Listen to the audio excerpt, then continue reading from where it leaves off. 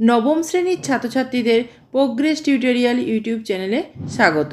আমাদের আজকের আলোচনার বিষয় হলো নবম শ্রেণীর ভূগোলের গ্রহ রূপে পৃথিবী অধ্যায়ের পুঙ্খানুপুঙ্খ বিশ্লেষণ করে আমি তোমাদের সামনে তুলে ধরছি।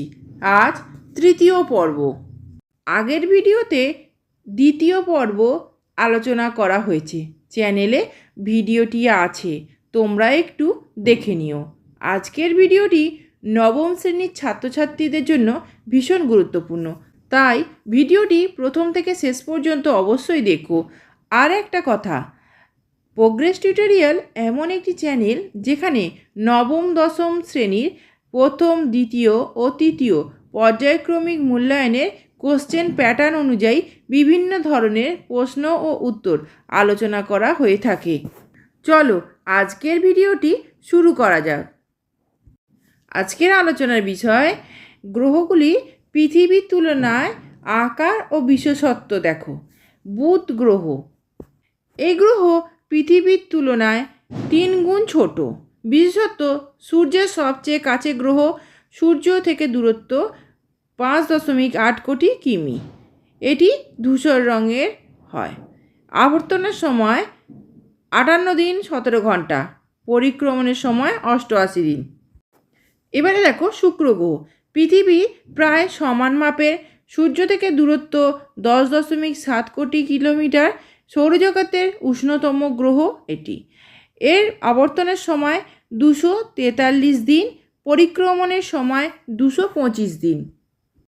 এবারে দেখো পৃথিবী, শুক্রের প্রায় সমান মাপের, সূর্য থেকে দূরত্ব 15 কোটি কিমি। মহাকাশ থেকে এই গ্রহকে নীল দেখায় বলে এই গ্রহকে নীল গ্রহ বলা হয়। উপগ্রহ একটি আছে, চাঁদ। আবর্তনের সময় 23 ঘন্টা 56 মিনিট 4 সেকেন্ড, পরিক্রমণের সময় 365 দিন 5 ঘন্টা 48 মিনিট 46 সেকেন্ড। পরেরটি দেখো মঙ্গল গ্রহ, এটি পৃথিবী মঙ্গলের তুলনায় প্রায় 2 গুণ বড়। মঙ্গল গ্রহের বিশেষত্ব দেখো, সূর্য থেকে দূরত্ব 22.8 কোটি কিমি।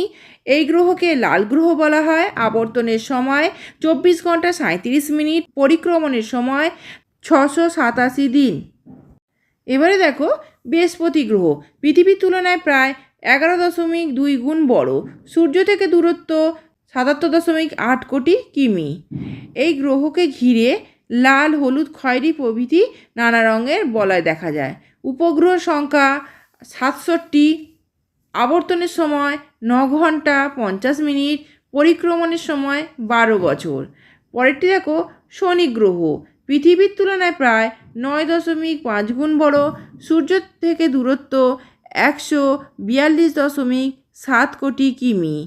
এই গ্রহে অনেক ধূলিকণা, বরফ, পাথরের টুকরো ইত্যাদি আছে।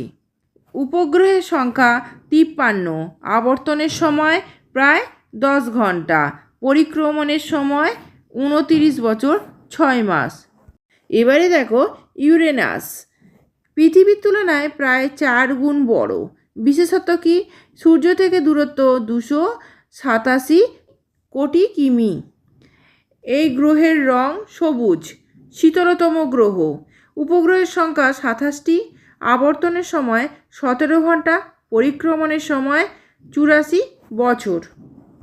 পরের গ্রহটি দেখো নেপচুন, পৃথিবীর তুলনায় প্রায় 3.9 গুণ বড়। বিশেষত্ব, সূর্য থেকে দূরত্ব 449.7 কোটি কিমি। এই গ্রহে মিথেন ও হিলিয়াম গ্যাস বেশি থাকায় গ্রহের রং নীল। উপগ্রহের সংখ্যা 13টি, আবর্তনের সময় প্রায় 16 ঘন্টা, পরিক্রমণের সময় 165 বছর। পরের গ্রহটি দেখো প্লুটো, পৃথিবীর তুলনায় প্রায় 6 গুণ ছোট। বিশেষত্ব দেখো, নিজের কক্ষপথে মহাজাগতিক বস্তু এলে প্লুটো তা সরিয়ে দিতে পারে না, তাই এটি বামন গ্রহ। চাঁদের চেয়েও ছোট গ্রহ প্লুটো। পরিক্রমণের সময় 248 বছর। এর পরের পয়েন্টটি দেখো, পৃথিবীকে যে গ্রহের মর্যাদা দেওয়া হচ্ছে যে কারণগুলির জন্য, সেই কারণগুলি দেখো। সূর্য থেকে বিশেষ দূরত্ব, জলের উপস্থিতি, পর্যাপ্ত পরিমাণে অক্সিজেনের উপস্থিতি, বায়ুমণ্ডলের উপস্থিতি, গ্রিনহাউস গ্যাসের প্রভাব। পরের আলোচনার বিষয়টি দেখো, পৃথিবীর পরিধি ও ক্ষেত্রফলের পরিমাণ। পৃথিবী পূর্ব পশ্চিমে নিরক্ষীয় ব্যাস দেখো 12,757 কিমি এবং উত্তর দক্ষিণে মেরু ব্যাস 12,714 কিমি। পৃথিবীর গড় ব্যাস 12,800 কিমি। এরপরে দেখো, পৃথিবী বৃহত্তম পরিধি, ভূপৃষ্ঠের ক্ষেত্রফল, পৃথিবীর আয়তন, এগুলো দেখে নিও। পরে যে আলোচনার বিষয়টি দেখো, জিপিএসের ব্যবহার। তার আগে তোমাদের জিপিএস কি সেটা জানতে হবে। দেখো, পৃথিবীর যে কোনো জায়গার অক্ষাংশ ও দ্রাঘিমা জানবার একটি অত্যাধুনিক ব্যবস্থা হলো জিপিএস। জিপিএসের সম্পূর্ণ নাম দেখো, গ্লোবাল পজিশনিং সিস্টেম, যার অর্থ হলো বিশ্বের অবস্থান নির্ণয় করার পদ্ধতি। তোমাদের এখান থেকে এই সম্পূর্ণ নামটি পড়তে পারে, ছোট প্রশ্ন হিসাবে পড়বে, জিপিএস সম্পূর্ণ নাম কি, এই প্রশ্ন হিসাবে। পরে দেখো, পৃথিবীর কৃত্রিম উপগ্রহ থেকে দূর সংবেদনের মাধ্যমে এই ব্যবস্থা কার্যকরী হয়। পৃথিবীকে ঘিরে 6টি কক্ষপথের প্রতিটিতে 4টি করে মোট 24টি উপগ্রহ থেকে জিপিএস ব্যবস্থা কার্যকরী হয়। একটি পৃথিবীভিত্তিক গ্রহণ যন্ত্র বা রিসিভার অন্তত 4টি উপগ্রহ থেকে পাঠানো সংকেত গ্রহণ করে।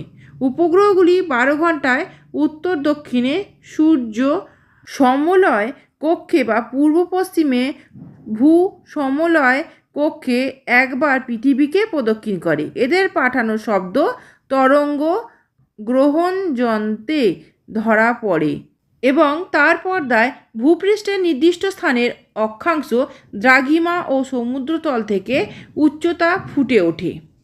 এবারে দেখো জিপিএসের ব্যবহার। একের দাগে দেখো, পৃথিবীর যে কোনো স্থানের অবস্থান সঠিকভাবে নির্ণয় করতে।